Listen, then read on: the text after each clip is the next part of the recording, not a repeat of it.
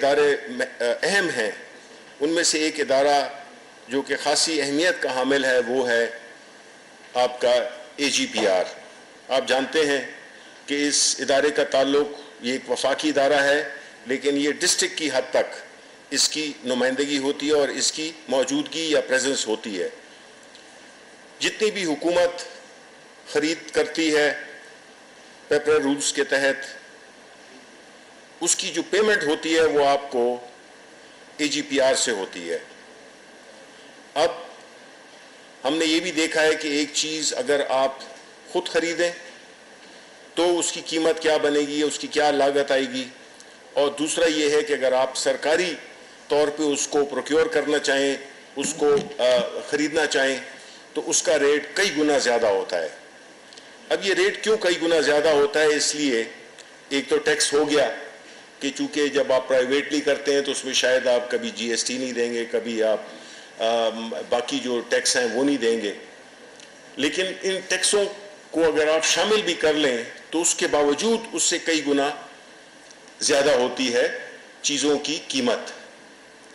اب آپ دیکھ لیں کہ اگر وفاقی حکومت 1 کھرب روپے کی،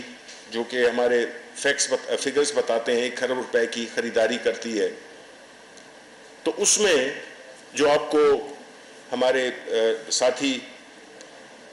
احمد ہراج تفصیل بتائیں گے کہ 1 کھرب کی خریداری پہ ہمارے اندازے کے مطابق تقریباً 150 سے 250 ارب روپے زیادہ لیے جاتے ہیں۔ اس میں اگر آپ صوبائی خریداری بھی شامل کر لیں،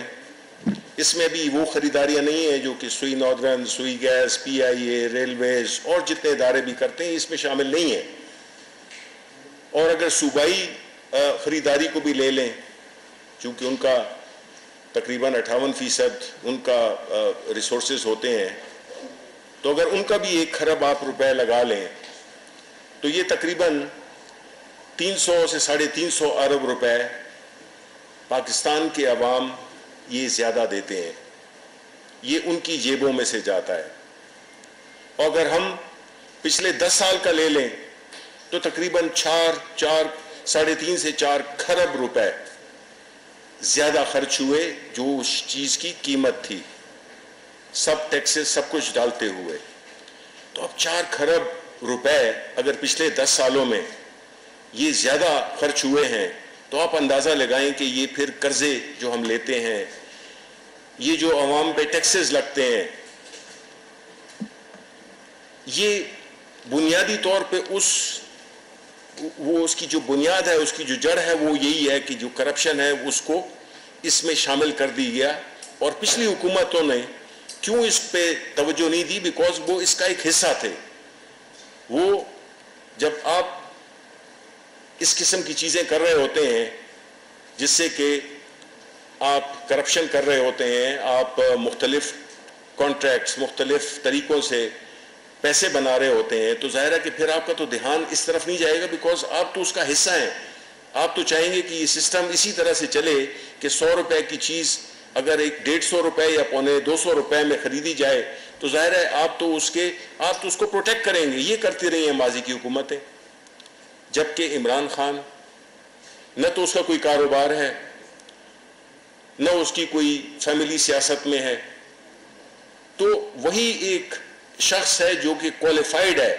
جس کے پاس یہ اخلاقی جرات ہے، جس کے پاس یہ ایک اخلاقی مینڈیٹ ہے کہ وہ ان چیزوں کو درست کرے جس سے کہ اس ملک کے عوام کو فائدہ ہو، ملک کے قرضوں میں کمی آئے، عوام پہ کم سے کم ٹیکس لگائے جائیں۔ یہ اس کی بنیادی اسپرٹ ہے۔ تو میں چاہوں گا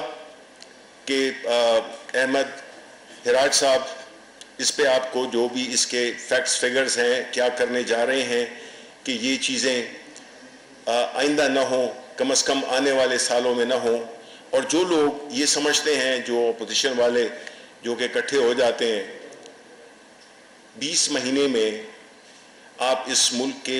میں وہ والی اصلاحات مکمل طور پہ نہیں کر سکتے جو کہ پچھلے